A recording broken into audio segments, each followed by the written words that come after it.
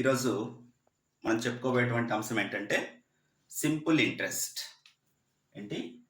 Simple interest.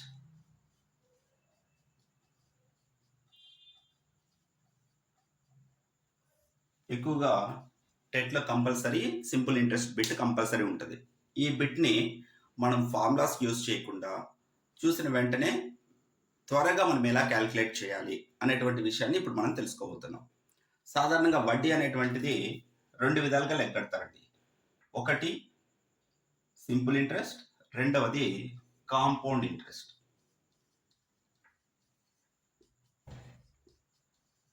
అంటే బారు వడ్డీ. ఒకటి సింపుల్ ఇంట్రెస్ట్ అంటే బారు వడ్డీ, కాంపౌండ్ ఇంట్రెస్ట్ అంటే చక్రవడ్డీ. ఇది బారు వడ్డీ, ఇది చక్రవడ్డీ. ఏంటి రెండింటికి తేడా అంటే, ఏదైనా ఒక సొమ్ముని మనం తీసుకున్నప్పుడు ఆ సొమ్ముకి లెక్క కట్టే వడ్డీని బారు వడ్డీ అంటాం. అదే చక్రవడ్డీ అంటే ఏంటంటే అసలుకి వడ్డీని లెక్క కట్టిన తర్వాత వడ్డీకి మళ్ళీ వడ్డీని లెక్క కట్టడం. అంటే వడ్డీకి వడ్డీ లెక్క కట్టే పద్ధతి చక్రవడ్డీ, అసలుకి మాత్రమే వడ్డీ కట్టేటువంటి పద్ధతి బారు వడ్డీ. సాధారణంగా బారు వడ్డీ తీసుకున్నప్పుడు మనం యూజ్ చేసేటువంటి formula simple interest, SI is equal to PTR/100. ఈ ఫార్ములాని సాధారణంగా వాడతాం. కానీ ఇక్కడ మనం చెప్పుకోవేటువంటి అంశంలో విషయం ఏంటంటే, మెయిన్ థీమ్ ఏంటంటే, ఆ ఫార్ములాని మనం యూజ్ చేయకుండా వీలైనంత త్వరగా సింపుల్ క్యాలిక్యులేషన్స్తో ఆ సింపుల్ ఇంట్రెస్ట్ ప్రాబ్లమ్స్ని ఏ విధంగా చేయడం అనేటువంటిది ఇప్పుడు మన కాన్సెప్ట్. ఓకేనా? ఇక్కడ బేసిక్గా మీరు కొన్ని విషయాలు తెలుసుకోవాల్సి ఉంటుంది. చూడండి, మనం ఎంతన్నా కొంత అమౌంట్ని మనం తీసుకొస్తున్నామంటే దట్ ఈస్ ప్రిన్సిపల్, అంటే అసలు. మనం తీసుకొచ్చినటువంటి అమౌంట్ అసలు. ఎప్పుడు కూడా వడ్డీ లెక్క కట్టేటప్పుడు ఆ వడ్డీ అనేటువంటిది అసలు మీద ఆధారపడుతుంది, కాలం మీద ఆధారపడుతుంది, ఆర్ అనేది వడ్డీ రేటుని తెలియజేస్తుంది. ఈ మూడింటి మీద ఆధారపడుతుంది. దీంట్లో ఇక్కడ కొన్ని మనం అజంప్షన్స్ తీసుకుంటాం.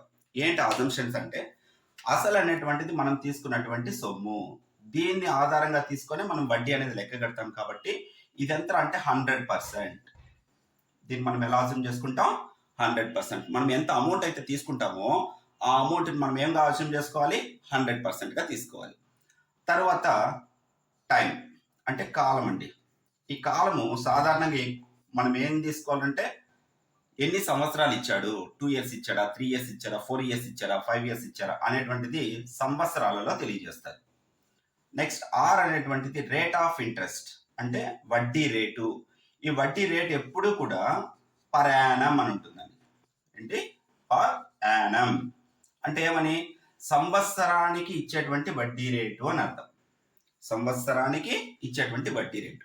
ఇప్పుడు మనం కొంత అమౌంట్ తీసుకున్న తర్వాత ఆ కొంత కాలానికి కొంత వడ్డీ రేటు చొప్పున అమౌంట్ తీసుకొని లెక్క కట్టిన తర్వాత మనం ఆ అసలు కాకుండా ఎక్స్ట్రా ఇచ్చే వడ్డీనే మనం ఇక్కడ సింపుల్ ఇంట్రెస్ట్ అంటాం. దాన్ని ఎస్ అయితే ఇండికేట్ చేస్తాం. ఈ సింపుల్ ఇంట్రెస్ట్ అనేది మనం ఈ సూత్రాన్ని ఉపయోగించి క్యాల్కులేట్ చేస్తాం. అతనికి ఇస్తాం కదా టోటల్ అమౌంట్. ఆ టోటల్ అమౌంట్ ఎలా ఉంటుందంటే అసలు ప్లస్ వడ్డీ. Total amount equal to principal plus interest. ఈ మొత్తం తీసుకుంటే టోటల్ అమౌంట్ అవుతుంది. అంటే ఇక్కడ టోటల్ అమౌంట్ అనేటువంటిది అసలుకి వడ్డీని కూడితే వచ్చేటువంటిది టోటల్ అమౌంట్. మరి ఇప్పుడు ఇటువంటి క్యాలిక్యులేషన్స్ ఈ ఫార్ములా అనేటువంటిది వాడకుండా మనం ఏ విధంగా సింపుల్గా ఆన్సర్ చేయాలి అనేటువంటిది ఇప్పుడు మనం తెలుసుకోబోతున్నాం. ఓకేనా? Let's go for the questions. ఇప్పుడు క్వశ్చన్ ఏ విధంగా ఆన్సర్ చేయాలో చూద్దాం. What is the simple interest on S principal of 3000 rupees at the rate of 12.1/2% for 2 years? 3000 రూపాయల మొత్తానికి 12.1/2% వడ్డీ రేటుతో 2 సంవత్సరాలకు అయ్యే బారు వడ్డీ ఎంత? ఇది క్వశ్చన్ అండి. ఇప్పుడు క్వశ్చన్ చూసిన వెంటనే మనం ఏం చేయాలా? ఎంత అయితే అమౌంట్ తీసుకున్నామో, ఎంత ప్రిన్సిపల్ అమౌంట్ అయితే ఉందో దాన్ని మొత్తం 100%గా తీసుకుంటాం. ఇక్కడ 3000 రూపీస్ ప్రిన్సిపల్ అమౌంట్, ఇది మొత్తం 100%గా మనం అసెండ్ చేస్తాం. అంటే 100% ఆఫ్ అమౌంట్ ఎంత అంటే 3000 రూపీస్. 100% amount 3000 rupees. అయితే ఇటు వడ్డీ రేటు చూడండి, 12.5 కదా, 12.1/2% రేటుతో 2 సంవత్సరాలకి అయ్యే బారు వడ్డీ ఎంత అన్నాడు. చూడండి, వడ్డీ రేట్ ఎప్పుడు కూడా పర్ యానం క్యాలిక్యులేట్ చేస్తారు కాబట్టి 1 సంవత్సరానికి 12.5%. మరి 2 సంవత్సరాలకి ఎంత అవుతుందండి? 25%. 12.5% 1 సంవత్సరానికి కాబట్టి 2 సంవత్సరాలకి 25%. కాబట్టి 25%కి ఎంత అమౌంట్ అవుతుంది మనం కనుక్కోవాలి. 100% 3,000 రూపీస్ అయితే 25% ఎంత అనేది మనం కనుక్కుంటే బారు వడ్డీ సరిపోతుంది.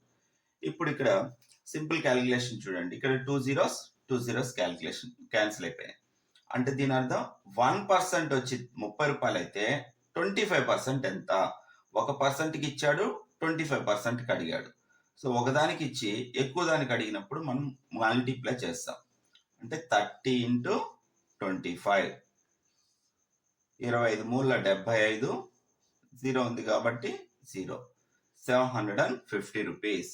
కాబట్టి మనకు కావాల్సిన ఆన్సర్ 750 రూపీస్. సో ఈ విధంగా వితౌట్ యూజింగ్ ఫార్ములా PTR/100 అనేటువంటి సూత్రాన్ని ఉపయోగించకుండా మనం సింపుల్ క్యాలిక్యులేషన్తో సింపుల్ ఇంట్రెస్ట్ని మనం క్యాలిక్యులేట్ చేయొచ్చు. ఓకేనా? నెక్స్ట్ క్వశ్చన్ చూద్దాం. Sum of 5,000 rupees is lent at simple interest at 12% per annum for 3 years. What is the total interest earned అన్నాడు. ఇక్కడ చూడండి, 5,000 రూపాయల మొత్తాన్ని 12% వార్షిక వడ్డీపై 3 సంవత్సరాల పాటు సింపుల్ ఇంట్రెస్ట్ మీద అప్పుగా ఇచ్చారు. అయితే ఆ మొత్తం వడ్డీ ఎంత అన్నాడు. ఇప్పుడు మనం తీసుకున్న అజంప్షన్స్ ప్రకారం అసలు ఏదైతే ఉందో దాన్ని 100%గా తీసుకోవాలి. దాన్ని బేస్ చేసుకొని మిగతా క్యాలిక్యులేషన్ చేస్తాం. ఇక్కడ చూడండి, మనకి అసలు ఎంత అండి? Principal 5,000 rupees. So this is 100%. 5,000 rupees అనేది 100%. సో 100% ఎంత అంటే 5,000 రూపీస్, 5,000 రూపాయలు. అయితే ఇప్పుడు మన సింపుల్ ఇంట్రెస్ట్ క్యాలిక్యులేట్ చేసేటప్పుడు ఈ 12% అన్నాడు చూడండి, ఇది ఎప్పుడు కూడా పర్ యానం క్యాలిక్యులేట్ చేస్తారు. అంటే సంవత్సరానికి 12%. అయితే 3 సంవత్సరాల పాటు లెక్కేశారు. సో సంవత్సరానికి 12% కాబట్టి 3 సంవత్సరాలకి 12 మూల 36. అంటే మనం 36%కి ఎంత వస్తుందో లెక్క కడితే సరిపోతుంది. సో సింపుల్ ఇంట్రెస్ట్ని 36%కి లెక్క కట్టాలి. ఇక్కడ గమనించండి, ఇక్కడ 2 zeros క్యాన్సిల్ అయిపోయినాయి. అంటే ఏం మిగిలింది? ఇక్కడ 1%కి 50 రూపాయలు, 1%కి 50 రూపాయలు వచ్చింది. అయితే 36%కి ఎంత? ఇప్పుడు కూడా గుర్తుపెట్టుకోండి, 1%కి విలువ ఇచ్చేసి ఎక్కువ వాటి విలువ అడుగుతున్నాడు అంటే మనం గుణకారం చేయాలి. ఎప్పుడు కూడా ఒకదాని విలువ ఇచ్చి ఎక్కువ వాటి విలువ అడుగుతున్నాడంటే గుణకారం చేయాలి. దాన్ని రివర్స్ చేస్తాడనుకోండి, ఎక్కువ వాటి విలువ ఇచ్చేసి ఒకదాని విలువ అడుగుతున్నామంటే భాగరం చేయాలి. కాబట్టి ఇక్కడ 1%కి 50 రూపాయలు. సో 36% కాబట్టి 36 into 50, దీన్ని గుణించారంటే సరిపోతుంది. So 1,800 rupees is a final answer. కాబట్టి 1,800 రూపాయలు వార్షిక వడ్డీ అవుతుందన్నమాట. 1,800 రూపాయలు 3 సంవత్సరాలకి వడ్డీ అవుతుందన్నమాట. Next second question. If the simple interest on a sum of money for 4 years at 5% per annum is 800 rupees, what is the principal amount? ఇంతకుముందు లెక్కలో మనం ఏం కనుక్కున్నామంటే సింపుల్ ఇంట్రెస్ట్ కనుక్కున్నాం. బట్ ఈ లెక్కలో ఏం కనుక్కోవాలంటే ప్రిన్సిపల్ అమౌంట్ కనుక్కోవాలి. సో ప్రిన్సిపల్ అమౌంట్ కనుక్కోవాలి. దానికోసం అతను ఇచ్చింది ఏంటి? 4 సంవత్సరాలకు 5% వడ్డీ రేటు. వడ్డీ రేటు ఎప్పుడు కూడా ఎన్ని ఇయర్స్కి లెక్కడతాం? పర్ యానం అనేటువంటిది 5%. ఇక్కడ 4 సంవత్సరాలకు అన్నాడు కాబట్టి 4 5ల 20. అంటే 20%కి సింపుల్ ఇంట్రెస్ట్ని లెక్క కడితే వచ్చిన అమౌంట్ ఎంత అంటే 800 రూపాయలు వచ్చిందంట. అయితే మొత్తం ప్రిన్సిపల్ అమౌంట్ ఎంత అన్నాడు. సో మొత్తం ప్రిన్సిపల్ మనం ఎంత లెక్క కడతామంటే 100%. కాబట్టి 100% ఎంత వస్తుందో కనుక్కుంటే మనకు కావాల్సిన ప్రిన్సిపల్ అమౌంట్ తెలిసిపోతుంది. ఇక్కడ ఇవి రెండు గమనించినట్లయితే చూడండి, ఇది 20 ఉంది, ఇది 100 ఉంది. ఈ 20ని దేంతో గుణిస్తే 100 వస్తుందమ్మా? 5తో. సో 20ని 5తో గుణిస్తే 100 వస్తుంది కాబట్టి ఈ వడ్డీని కూడా 5తో గుణిస్తే మనకి ఆ ప్రిన్సిపల్ అమౌంట్ ఇక్కడ రావాల్సిన అమౌంట్ ఎంతో తెలుస్తుంది. సో 800 ఇంటూ 5, 5 8ల 40, 2 సున్నాలు ఉన్నాయి కాబట్టి 2 సున్నాలు, కాబట్టి మొత్తం ఎంత అనేది 4000 రూపాయలు ప్రిన్సిపల్ అమౌంట్ అవుతుంది.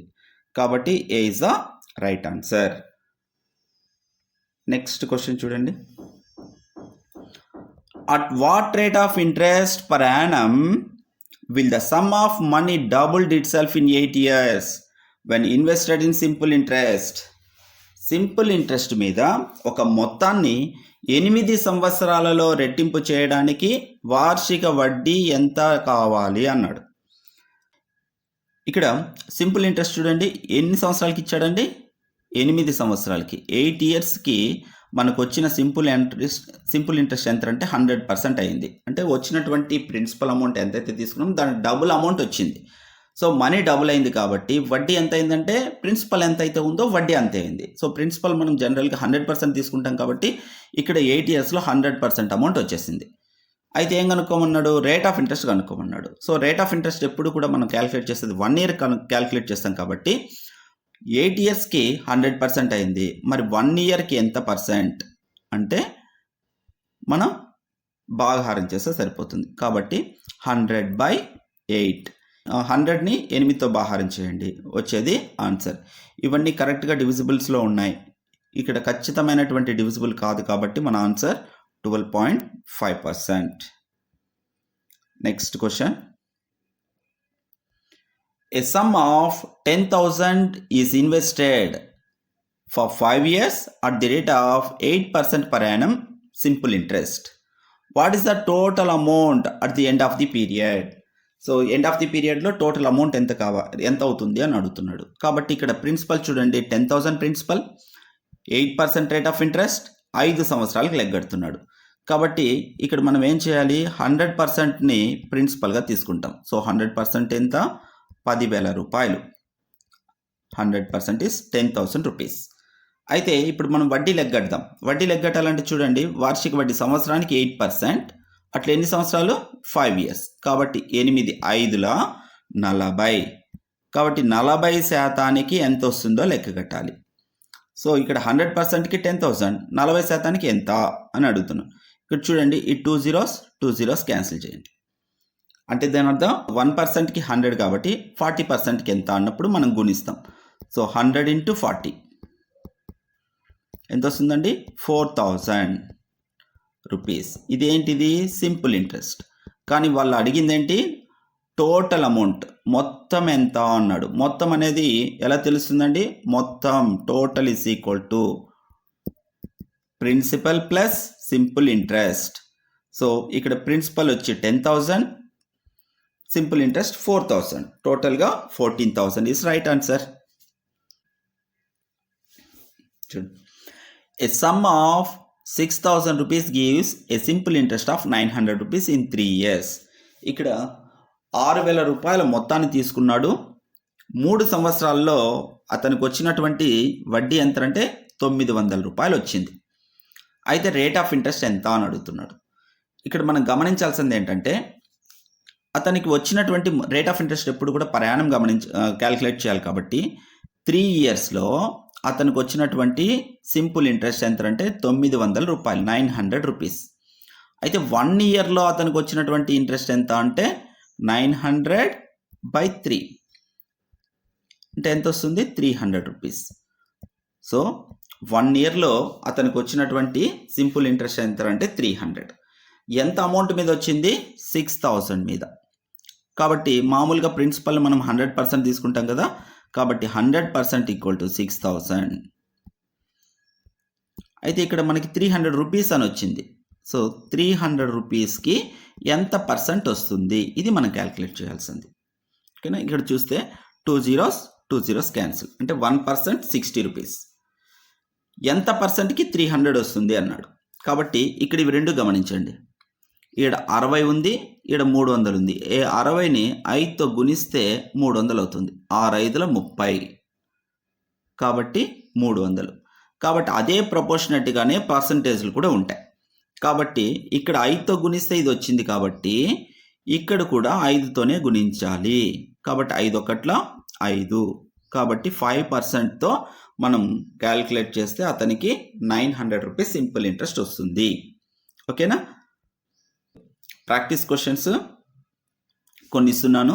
సో ఆ ప్రాక్టీస్ క్వశ్చన్స్ని కూడా మీరు బాగా ప్రాక్టీస్ చేసి వాటి ఆన్సర్స్ని కామెంట్ సెషన్లో కామెంట్ చేయండి. ఓకేనా?